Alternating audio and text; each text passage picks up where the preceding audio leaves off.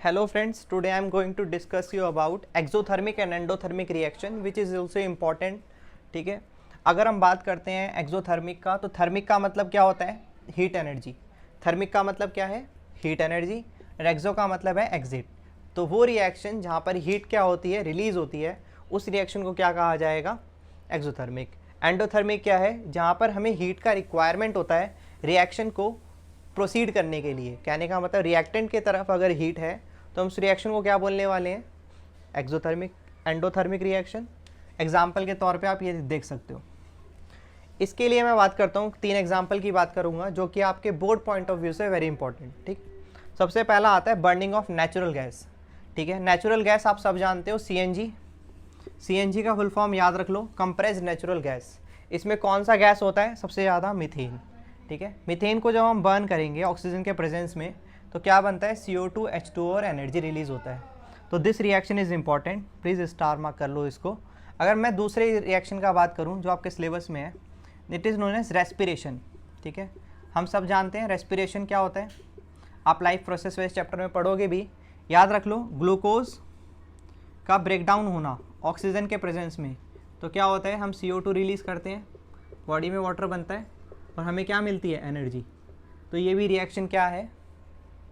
Exothermic reaction है, because exit हो रहा है हीट। तो इधर हम ग्लूकोज का फॉर्मूला अगर आप देखो तो क्या होता है? C6H12O6। This is also important. तीसरा रिएक्शन जो कि ऑल्सो इम्पॉर्टेंट आपके लिए, वो है वेजिटेबल मैटर का, ठीक है, डिकम्पोजिशन। बन के क्या बनता है उससे? डिकम्पोजिशन के बाद कंपोस्ट। ठीक है, खैर आपने एग्जाम्पल देखा होगा, घरों में सब्जियां सड़ जाती हैं हरी। ठीक है, अगर उसको पन्ने में बंद करके रख दो तो क्या होने लगती है? नीचे से गर्म होने लगती है। कहने का मतलब हीट क्या हो रही है? रिलीज़ हो रही है। हम उसको यही बोलेंगे, वो क्या बन गया? हमारा कंपोस्ट बन गया। आज से सड़ी हुई सब्जी नहीं कहेंगे, उसको क्या कहेंगे? कंपोस्ट बन गया। तो डिकम्पोजिशन होने की वजह से कंपोस्ट बनता है। वो कंपोस्ट भी क्या रिलीज़ करता है? हीट एनर्जी रिलीज़ करता है। तो ये रिएक्शन भी क्या कहा जाएगा? कौन सा रिएक्शन है ये? Exothermic reaction. आई थिंक ये आपको क्लियर होगा। याद रखने के लिए देखो, याद रखो, एक एक टर्म याद कर सकते हो आप। ठीक है, BEBRD। ठीक है, decomposition of vegetable matter. Okay, thank you. Hello everyone, in this video I am going to discuss types of reaction, कि रिएक्शन किस किस तरह के टाइप क्या होता है। सबसे पहला जो टाइप है वो है कॉम्बिनेशन रिएक्शन। इसमें हम 2 चीज़ें करेंगे। सबसे पहले हम इसका डेफिनेशन से इसका मतलब समझेंगे, उसके बाद हम इसके एग्जाम्पल्स की बात करेंगे। तो आपके लिए क्वेश्चन में एग्जाम्पल्स बहुत इंपॉर्टेंट है, डेफिनेशन भी आना चाहिए। सबसे पहला है कॉम्बिनेशन। अगर 2, याद रखो, एक से ज़्यादा रिएक्टेंट मिलके क्या बनाएं? एक प्रोडक्ट बनाएं। ठीक है, इसको हम इस टाइप के रिएक्शन को क्या कहने वाले हैं? क्या कहने वाले हैं? Combination reaction. अब इसके एग्जाम्पल से समझते हैं। ठीक है, व्हेन 2 और more reactant react to produce 1 product, जिसमें सिंगल प्रोडक्ट होता है। एग्जाम्पल के लिए हम इसको समझेंगे, एक बहुत ही इंपॉर्टेंट एग्जाम्पल है आपके इस पॉइंट ऑफ व्यू से। एक होता है क्विक लाइम, ठीक है, फिर एक होता है स्लेक्ड लाइम, और इसके बाद इसको हम क्या बोलते हैं? लाइम वाटर भी बोलते हैं। लाइम वाटर बच्चों नींबू पानी मत समझना, ठीक है, अलग होता है वो। ऐसे क्या आएगा आपका? मार्बल, मार्बल कह लो, ठीक है, या फिर चौक कह लो। उसके अंदर क्या होता है? ये आपके कॉमन नेम है। ठीक है, ये कुछ कॉमन नेम है कि 3 कंपाउंड के, याद रख लीजिए। क्विक लाइम होता है CaO। इसका नाम अगर हम केमिकल नेम समझेंगे तो क्या होगा? Calcium oxide. ठीक है, जैसे ये ऐसे समझ लो, हर किसी का ये स्कूल का नाम होता है, ये घर का नाम होता है। ठीक है, ये कॉमन नेम होता है। जैसे सन्नी कॉमन नेम है, स्कूल में उसका नाम होगा सुंदर। ठीक है, तो सुंदर के नाम से इसको जानते हैं, घर में का नाम है सन्नी। तो ऐसे ही ये क्या होगा? कैल्शियम क्लोराइड क्या है? इसका केमिकल नेम है। इसको क्विक लाइम के नाम से भी जाना जाता है। ऐसे हम स्लेक लाइम की बात करें तो ये क्या होगा? Calcium hydroxide. ठीक है, कैल्शियम हाइड्रोक्साइड को स्लेक लाइम भी कहते हैं, लाइम वाटर भी कहते हैं। ऐसे एक तीसरा कंपाउंड है, इसका नाम है कैल्शियम कार्बोनेट। इसका नाम क्या होता है? मार्बल बोल सकते हो, चौक बोल सकते हो, या फिर हम इसको लाइम स्टोन भी कहते हैं। ठीक है, ये तीनों इसके कॉमन नाम है। अगर हम केमिकल नाम की बात करें तो इसका नाम होगा कैल्शियम कार्बोनेट। ठीक है, आई थिंक इसको में आपको दिक्कत नहीं होगी, थोड़ा सा इसको याद करना पड़ेगा आपको। आई थिंक आपको नाम याद हो रहे होंगे। अब हम बात करते हैं कॉम्बिनेशन रिएक्शन से रिलेटेड। ठीक है, ये तीनों एग्जाम्पल आपको क्लियर है, मिटा देता हूँ। तो इसके बाद हम बात करते हैं।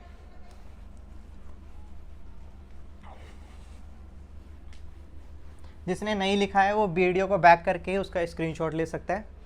ठीक है, अगर हम बात करते हैं, देखो सबसे पहले हमने क्या लिया, एक बीकर लिया, इसमें हम क्या करने वाले हैं, कैल्शियम ऑक्साइड डालेंगे। मैं इसको क्या बोल सकता हूँ, क्या डाला मैंने, क्विकलाइम डाला।